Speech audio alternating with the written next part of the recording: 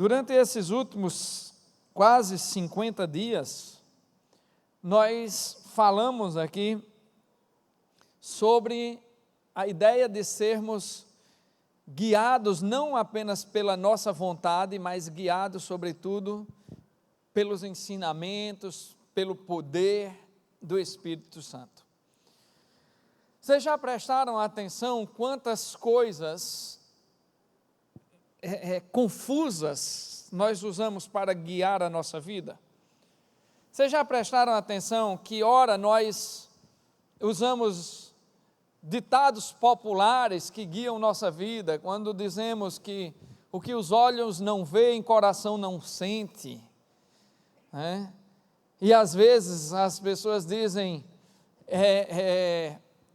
como é, perto do, distante, perto dos olhos, mas longe do coração, uma coisa assim, né?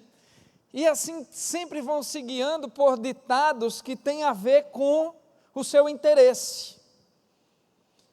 Ou seja, muitas vezes na vida nós utilizamos de argumentos diferentes para atender aquilo que nós pensamos. Então, às vezes, nos guiamos, aliás, às vezes não, muito frequentemente, nos guiamos pelo nosso egoísmo.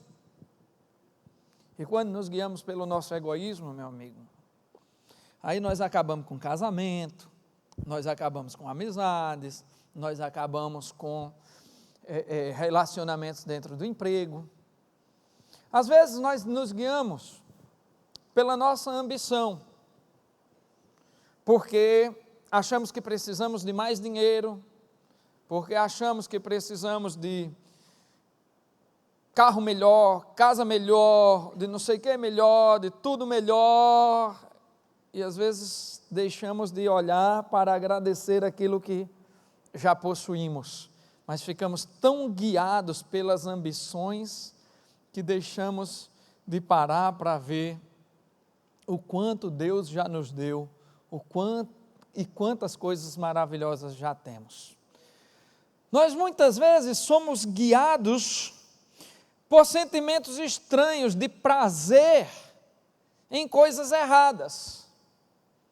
E aí encontramos prazeres na bebida, nas coisas fora de casa, e deixamos de olhar o prazer de viver em família, de abraçar o pai, a mãe, a esposa, o marido, o filho, e queremos buscar prazeres.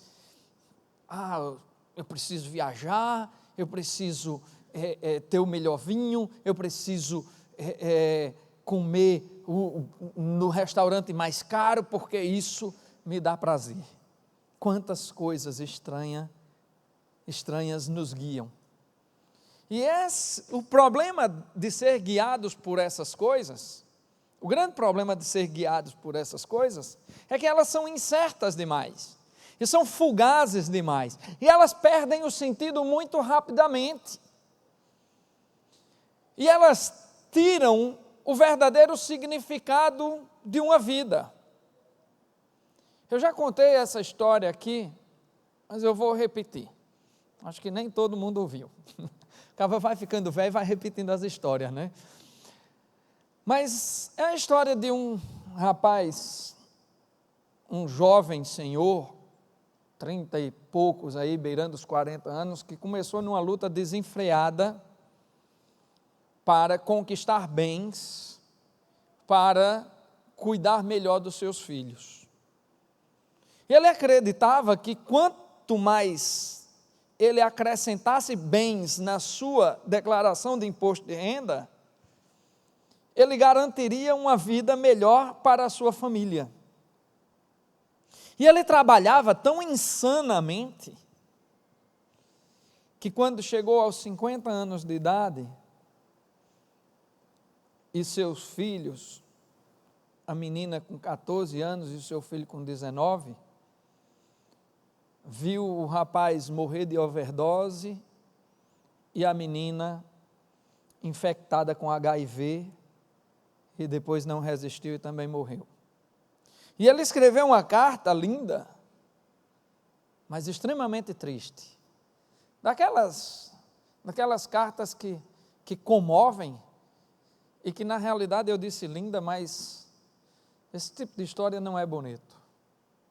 Ele contava da sua dor em perceber como ele foi guiado pelas coisas erradas, como ele acreditou que o trabalho incessante e que os bens fariam com que sua família tivesse maior segurança, quando na realidade foi tudo o contrário. Ele trabalhou tanto que esqueceu de amar seus filhos, de abraçar seus filhos.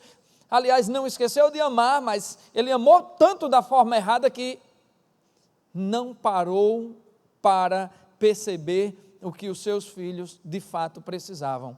E eles precisavam somente de um pai. E ele confessa isso naquela carta, lamentando a morte dos seus 2 filhos, ainda em idade adolescente. Perdeu o significado da vida. Perdeu o significado de mundo para ele. Hoje eu quero falar com vocês, dentro dessa série, sobre ser nascido do Espírito e o significado de uma nova vida. Nascido do Espírito, o significado de uma nova vida. Nós lembramos de uma conversa que Jesus teve com um homem chamado Nicodemos. E quando Nicodemos chega para ele na surdina, às escondidas, porque Nicodemos era um chefe religioso e queria saber o que era necessário para seguir a Jesus, para ter a vida eterna, Jesus disse: é necessário nascer de novo. E Nicodemos, apesar de toda a sua instrução religiosa, não conseguia entender o que era nascer de novo, e faz uma pergunta até meio tonta, né? Para não dizer idiota. Ô mestre, eu posso por acaso entrar de volta no útero da minha mãe para nascer de novo? Ora, que pergunta, né? Ainda bem que ele estava perguntando a Jesus, que é bom, paciente, amável, né? Se fosse a outro, eu ia fazer, retardada, claro que não. Mas aquela dúvida de Nicodemos parece uma dúvida que é presente em nossas vidas, porque era a incapacidade de entender o que significava um novo nascimento e uma nova vida.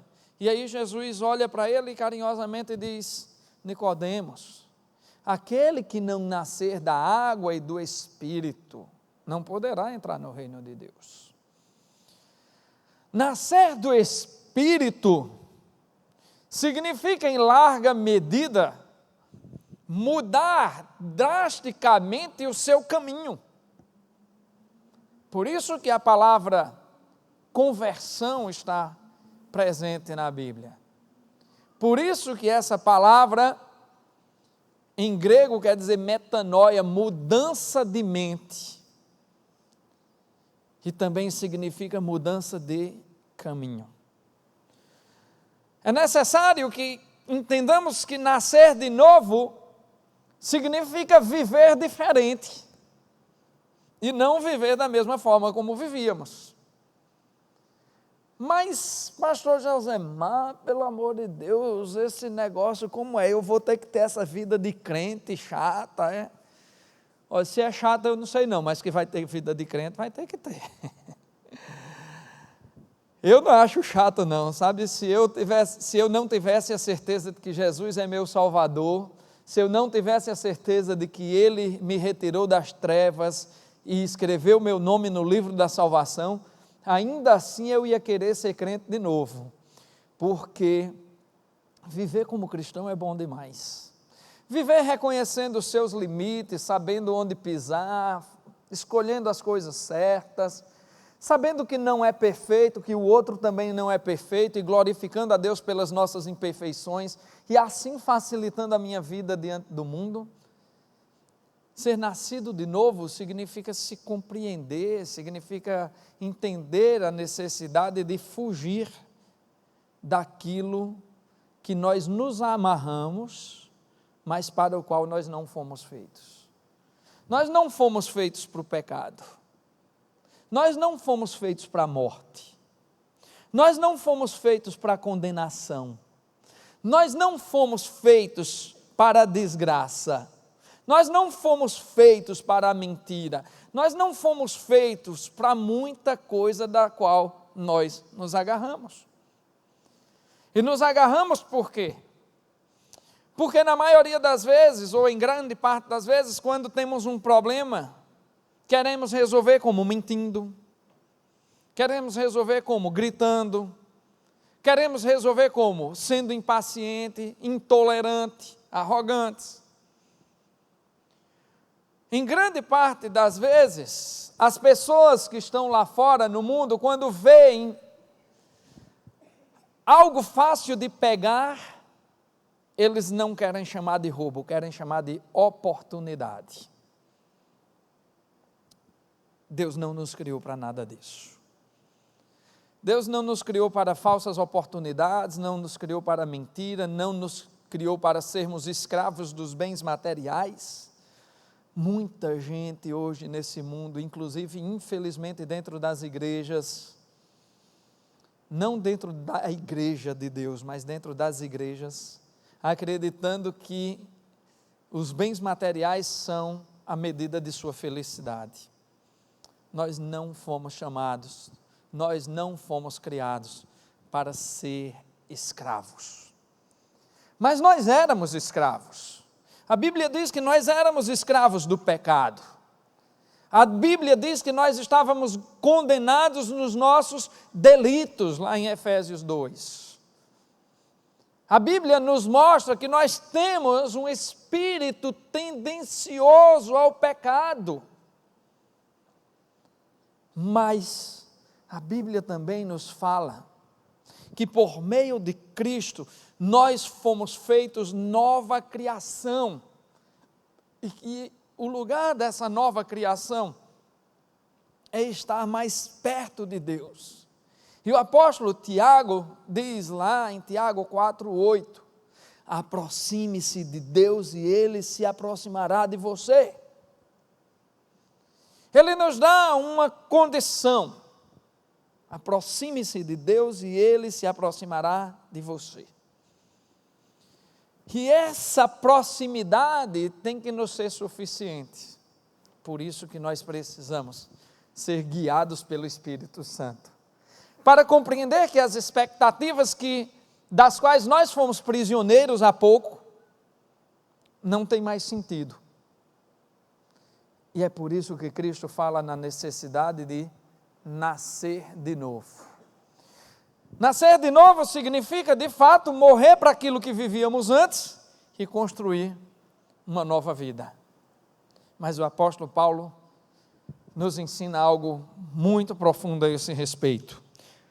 Por favor, vamos abrir nossas Bíblias no capítulo 8 da carta aos Romanos.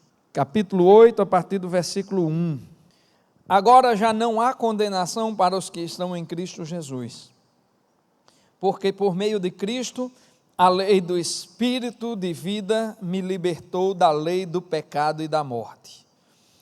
Porque aquilo que a lei fora incapaz de fazer, por estar enfraquecida na carne, Deus o fez enviando seu próprio Filho à semelhança de homem pecador, como oferta pelo pecado.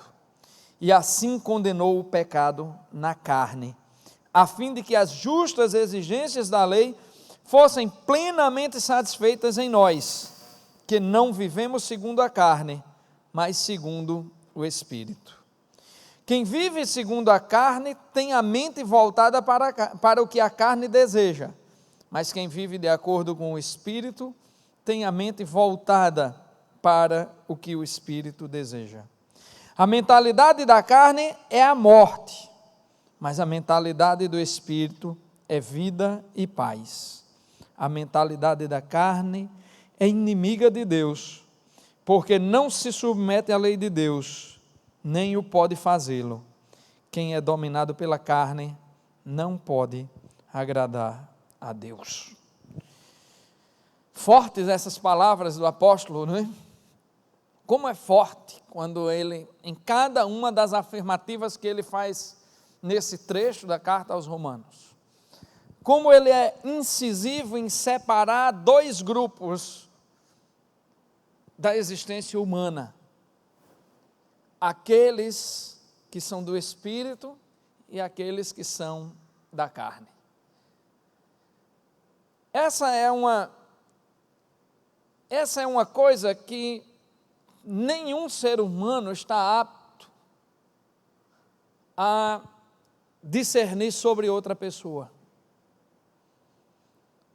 Nenhum ser humano é capaz de julgar se alguém faz parte da carne ou do Espírito.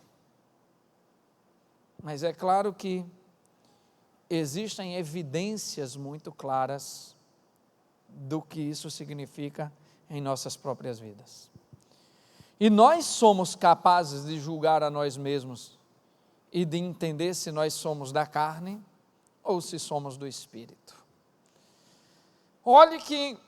Veja que nesse texto, o princípio de tudo é não haver mais condenação para aquele que está em Cristo Jesus, porque por meio de Cristo Jesus, a lei do Espírito e da vida me libertou do pecado e da morte, porque me fez nascer novamente, nascer do Espírito, nascer outra vez. Assim,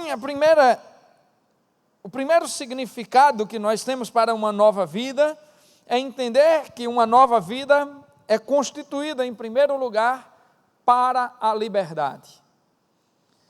Deus nos fez efetivamente para sermos livres.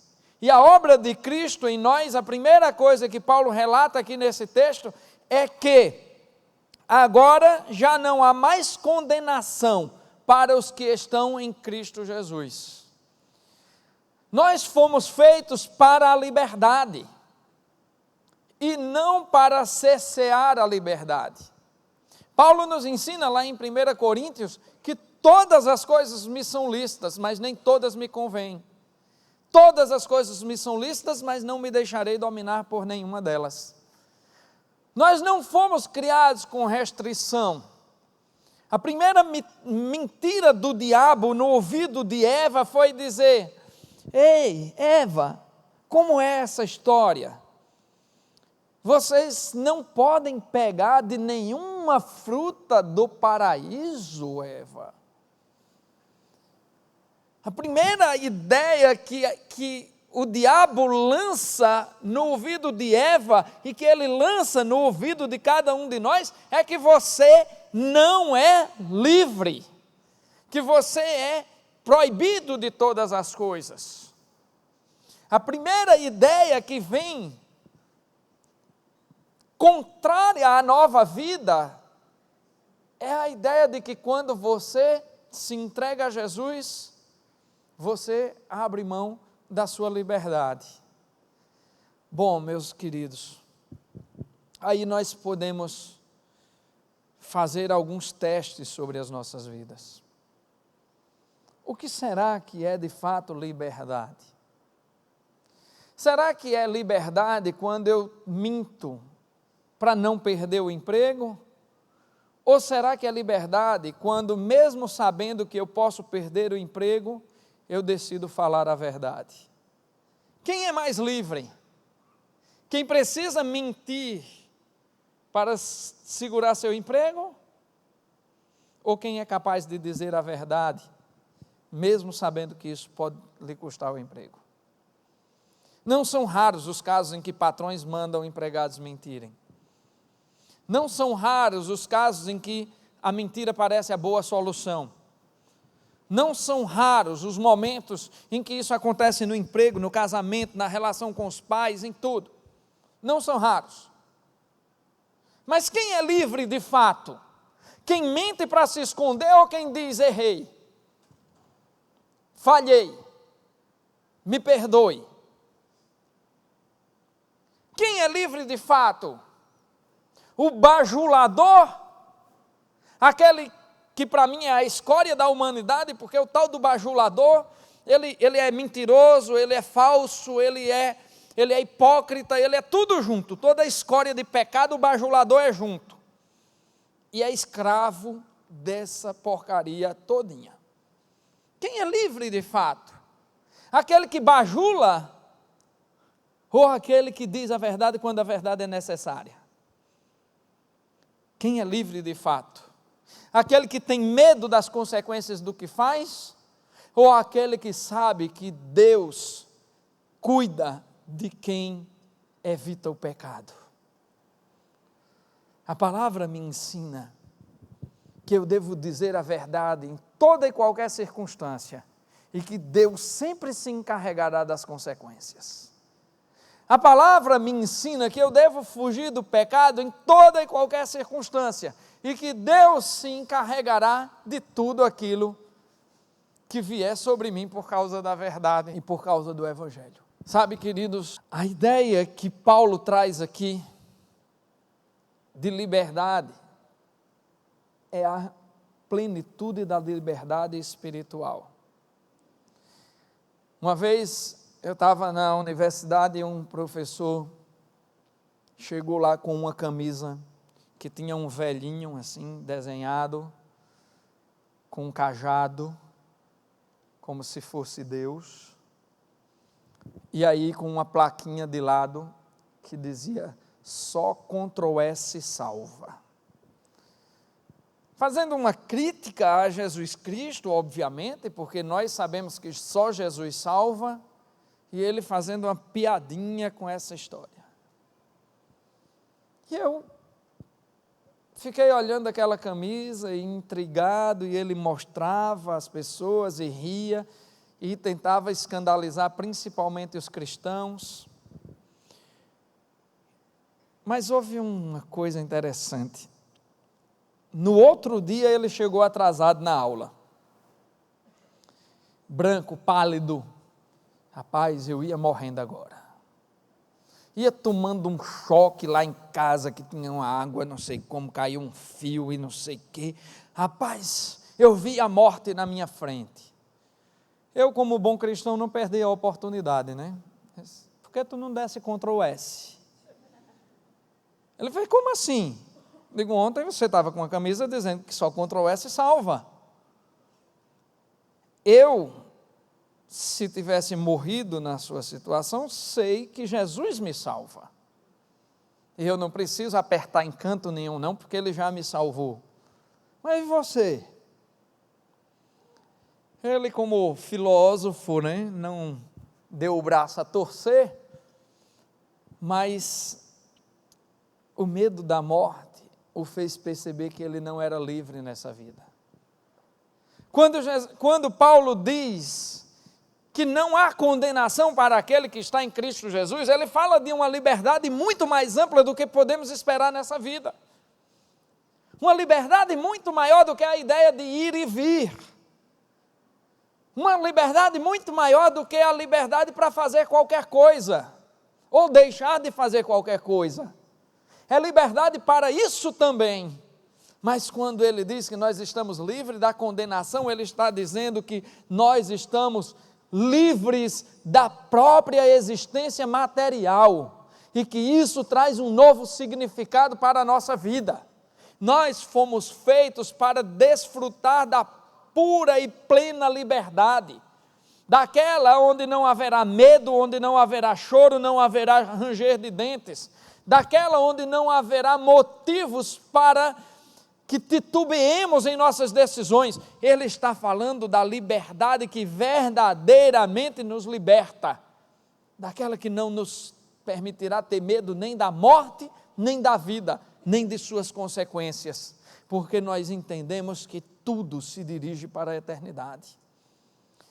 Paulo está nos ensinando aqui que nascer de novo é ter plena convicção de que o sentido da vida está em Cristo, e não no que vemos e tocamos, não no imediatismo.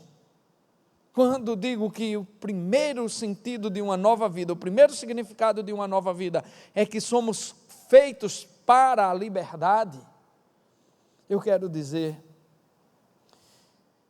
que o primeiro grande sentido de uma nova vida é que nós recebemos algo muito maior do que qualquer coisa que tenhamos experimentado nessa vida, e que por isso podemos nos desapegar daquilo que consideramos importante agora, porque tudo o que virá é muito mais valioso. A segunda coisa que Paulo nos ensina aqui, está nos versículos 3 a 4, ou 3 e 4, quando ele diz assim: porque aquilo que a lei fora incapaz de fazer, por estar enfraquecida pela carne, Deus o fez, enviando seu próprio Filho à semelhança do homem pecador, como oferta pelo pecado. E assim condenou o pecado na carne, a fim de que as justas exigências da lei fossem plenamente satisfeitas em nós, que não vivemos segundo a carne. A lição que eu aprendo aqui é que uma nova vida é constituída por um coração voltado à justiça. Mas não à justiça dos homens, à justiça de Deus. Olha como ele nos diz aqui: aquilo que a lei fora incapaz de fazer por estar enfraquecida pela carne, a lei veio para nos mostrar quem nós somos e o quanto a nossa carne é fraca. A lei veio para nos mostrar que nós somos incapazes de chegar a Deus por nós mesmos. A lei veio para nos mostrar que não há como nós acharmos que temos méritos diante de Deus, nem mesmo diante dos homens. A lei veio para nos mostrar que todos nós nos igualamos numa coisa chamada pecado. Todos nós nos igualamos numa coisa chamada pecado. E todos nós mesmo. Às vezes as pessoas pensam que pastor tem umas asas escondidas nas costas, né? Pensa que pastor, eu já ouvi gente dizer que pastor não tem sexo. Rapaz, não confie nisso não. Tem. E é tão falho e tão pecador quanto qualquer outro ser humano. Às vezes as pessoas forjam imagens acerca de outras pessoas ou acerca de si mesmos. E sabe, o jeito mais fácil de parecer santo é se manter distante. É o jeito mais fácil de parecer santo. Porque quando você está distante, você só revela aquilo que você quer revelar de si. Ou seja, aquilo que você entende como o melhor de si. É muito fácil. Mas Paulo está nos ensinando que nós não somos capazes de enganar a Deus por uma simples razão, porque nenhum de nós é capaz de cumprir a lei plenamente. E por mais que eu finja ser mais perfeito, por mais que eu finja ou me distancie de vocês e só apareça aqui no púlpito para aparecer como aquele cara que sabe tudo das escrituras e que é o perfeitão, o bom marido, o bom profissional, o bom pai, o bom amigo e não sei o que, o bom isso, o bom aquilo, não. Por mais que eu faça isso, eu sempre vou me deparar com uma coisa: se eu olhar para a lei, eu não serei capaz de cumpri-la, porque em algum ponto dela eu vou falhar. E aqui Cristo me mostra o seguinte: que eu, como pecador, não sou justo, mas posso ter um coração voltado para a justiça. Por quê? A resposta está na sequência do versículo. Porque Deus o fez enviando seu próprio Filho à semelhança do homem pecador, como oferta pelo pecado. E olha que coisa linda aqui que Cristo fez por mim e por você. Cristo não fez com que nós nos tornássemos perfeitos. Isso seria muito louco. Já pensou pessoas perfeitas vivendo no meio de pessoas imperfeitas? Seria muito estranho isso. Seria muito estranho isso. Deus não quer que nós nos separemos do mundo. Nós devemos viver no mundo e brilhar no mundo, para que as pessoas entendam o seu amor. Por isso, Deus enviou o seu Filho como oferta pelo pecado. Como alguém que veio pagar pelos nossos erros.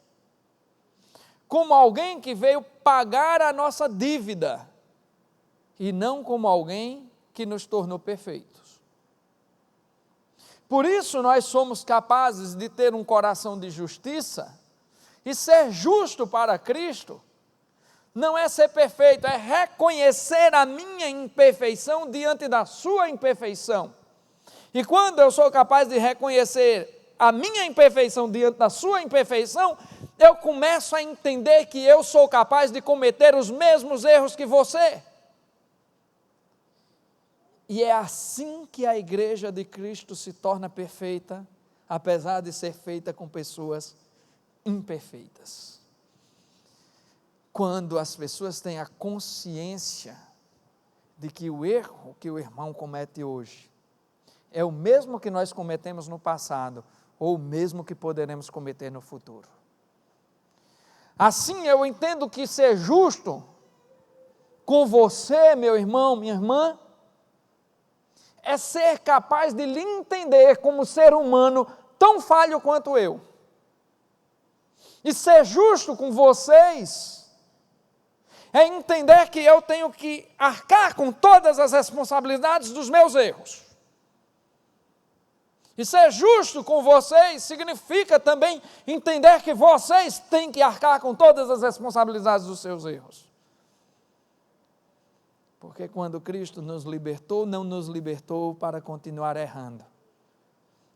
Nos libertou para reconhecer que somos falhos, que vivemos no meio de pessoas falhas, mas que precisamos ser tolerantes com uns e com outros. É esse o coração de justiça que Ele dá a cada um de nós. Então, uma vida nova significa, em primeiro lugar, ser constituído para a liberdade.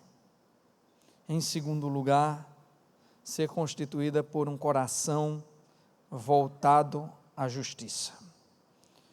No versículo 5, Paulo nos ensina: quem vive segundo a carne tem a mente voltada para a carne, e para o que a carne deseja. Mas quem vive de acordo com o Espírito tem a mente voltada para o que o Espírito deseja. Depois de falar sobre liberdade e sobre justiça, aqui eu digo que uma nova vida é constituída por uma nova mente, por um novo coração. Em Ezequiel 36, 26, o Senhor diz: darei a vocês um coração novo, e porei um espírito novo em vocês. Tirarei de vocês o coração de pedra, e lhes darei um coração de carne. Sabe, o Senhor está olhando para nós e dizendo: olha, eu vou colocar o meu espírito em vocês. E a boa notícia é que quando ele disse isso a Ezequiel, era apenas uma promessa, mas hoje já é uma realidade. O Espírito Santo, desde o dia de Pentecostes, começou a atuar no mundo, e todas as vezes que nos entregamos ao Senhor Jesus, o Espírito Santo passa a fazer morada em nossas vidas, e começa a nos guiar, e a nos moldar, e a nos fazer andar em caminhos retos. É o novo coração, substituindo o coração de pedra que tínhamos antes, por um coração de carne. E aqui, o coração de carne vem como aquele que é sensível ao mundo, sensível à palavra de Deus, sensível à vida, sensível ao amor, sensível ao próximo. Uma nova mente, como Paulo vem dizendo, ou um novo coração, como Deus diz a Ezequiel, significa mudar os apegos de nossa vida.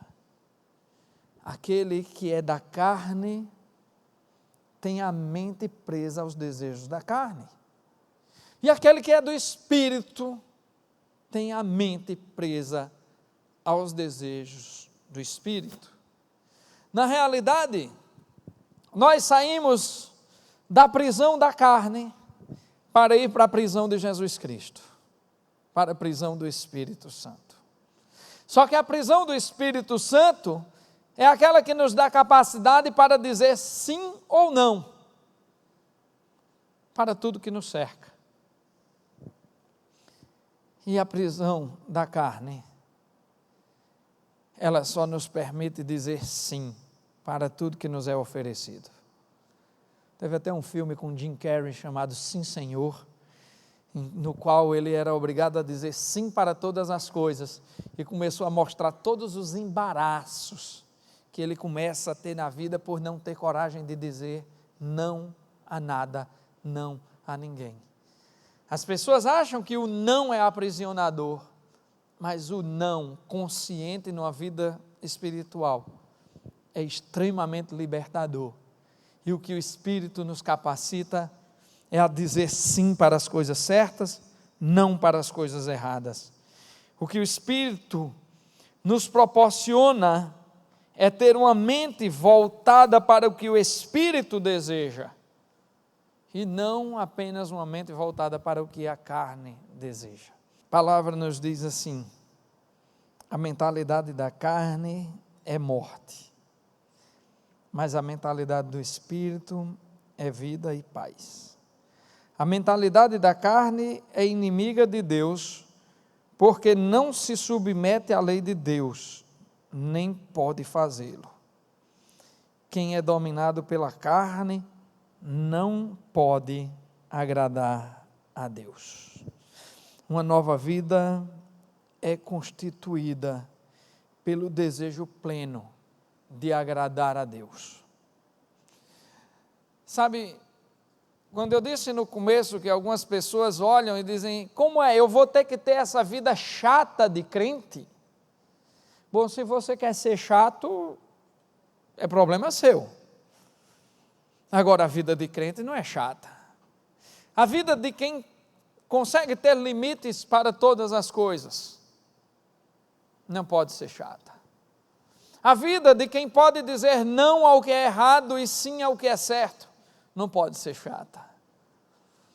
A vida de quem é verdadeiramente livre e que tem no seu coração o puro desejo de agradar a Deus, não, essa vida não é chata. Essa vida é poderosa. Essa vida é poderosa. Meus queridos, para mim toda a pregação de hoje se resume numa coisa: se você é nascido do Espírito, o seu coração deseja mais do que tudo agradar a Deus e não a si mesmo. Eu sei de algumas pessoas que infelizmente têm olhado para a nossa igreja, para a nossa cidade viva e dito, aquela igreja é um lugar onde de liberalismo. Eu sei que algumas pessoas têm criticado a nossa igreja aí por fora e têm dito, ali você pode ser tudo. Você pode beber, você pode ir para show, você pode ir para farra, você pode adulterar, você pode não sei o quê. Não é isso que ninguém está aprendendo aqui dentro. Não é isso que ninguém está aprendendo aqui dentro. Se faz porque quer. A liberdade do Espírito é ter coragem de dizer não a todas essas coisas. A liberdade do Espírito é saber que você é de fato livre para ser tudo o que você quiser, mas principalmente para escolher, pelo desejo que há no seu coração de agradar a Deus, de não ser um amante do pecado. Agradar a Deus é o maior sinal presente no coração de quem é nascido do Espírito. Agradar a Deus em tudo o que faz, em tudo o que é o único sinal verdadeiro de que você é nascido de Deus. E agradar a Deus significa, em alguns momentos, abrir mão de coisas que você gosta, mas em outros, significa se encantar com a vida de um que você não conhecia. Sabe, uma das maiores críticas que eu fazia quando não conhecia o Senhor, e eu via amigos meus se convertendo, e eu dizia, mas rapaz, o caba ser crente não pode tomar uma cervejinha, como é que pode? Eu não entendia que a vida tinha tantas coisas melhores do que cerveja para mim. E eu não entendia também que na realidade eu posso, só escolhi não fazer, só escolhi outro caminho, porque havia coisas mais lindas que Deus estava me mostrando. Ser nascido do Espírito é saber olhar para as coisas que Deus te oferece com a sua própria mão. Ser nascido do Espírito é ter a coragem de dizer não para tudo aquilo que você sabe que fere a imagem de Deus na sua vida. Ser nascido do Espírito é analisar a própria consciência e conhecer melhor os caminhos por onde você tem andado. Nascer do Espírito é confiar que o que Deus quer para você é o melhor. Nascer do Espírito é ter a certeza de que Deus cuidará de suas necessidades, mesmo nos dias mais difíceis. Nascer do Espírito é saber que Deus quer a sua felicidade a longo prazo e não apenas alegrias imediatas. Nascer do Espírito é saber que com Ele você suportará o insuportável. Nascer do Espírito é olhar para quem lhe cerca como Deus olha para você. Nascer do Espírito é enxergar a beleza de Deus irradiando na sua criação, é tirar os olhares maldosos e colocar nesse lugar a santidade do olhar de Jesus Cristo.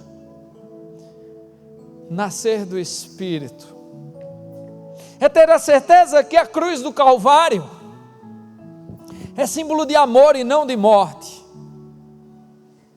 É ter a certeza absoluta de que o homem que foi para aquela cruz foi porque te amava, porque me amava e porque deu o primeiro passo para que nós pudéssemos andar juntos por toda a eternidade.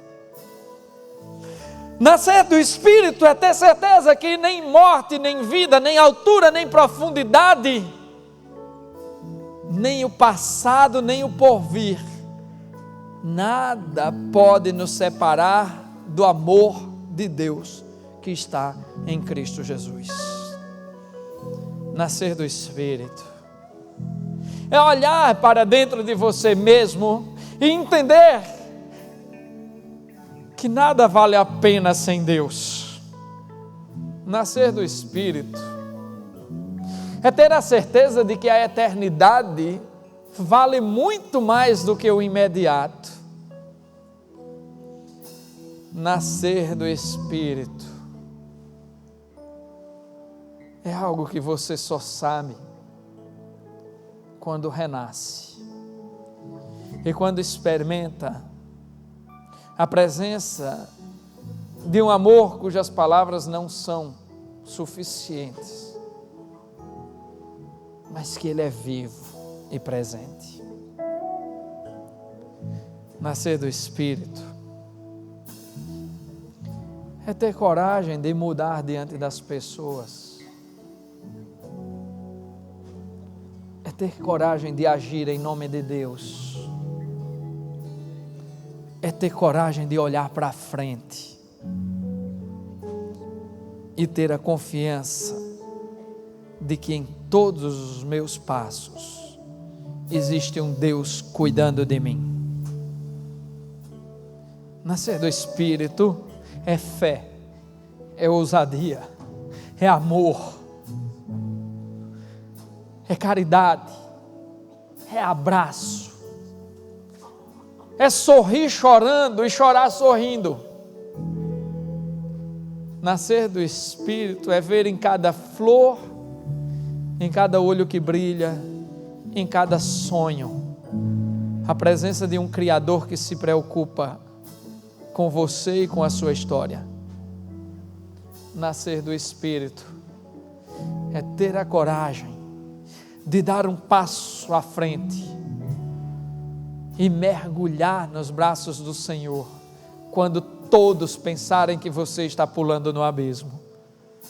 Nascer do Espírito não é poesia, não é sentimento, é fé na realidade espiritual que transforma ao ponto de que os outros vejam em você o que antes só Deus era capaz de ver.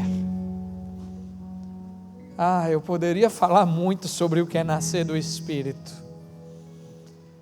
mas vou te dizer que nascer do Espírito é ter a certeza de que há um Deus que te ama tanto, que preparou uma cruz para pendurar o seu próprio filho, para que os teus pecados não pudessem ser cobrados por ninguém, porque o preço está completamente pago. Nascer do Espírito é ter a ousadia de crer num Deus que seus olhos não podem ver e que o mundo chama de loucura, mas que você sabe que é realidade. Nascer do Espírito é viver para esse Deus e ter a coragem de dizer a essa sociedade maluca, louca, insana, que a loucura de Deus é a melhor coisa do mundo. Nascer do Espírito é viver pela fé, é ser chamado de estranho pelo mundo e ser chamado de filho por Deus. Nascer do Espírito é experiência, é vivência, é aproximação da cruz do Calvário, é pegar a sua própria cruz e seguir a um homem chamado Jesus. Nascer do Espírito é ter coragem de continuar quando todos zombarem de você e de bater no peito e dizer: eu sei a quem sirvo e o nome dele é Cristo. Nascer do Espírito é ter ousadia de testemunhar, de dizer o que Deus fez na sua vida, de falar de milagre, de falar de Bíblia, de falar de fé, de falar de amor, de falar de justiça, de falar do que é certo, de falar contra o que é errado. Nascer do Espírito é ser a imagem plena de Cristo no mundo.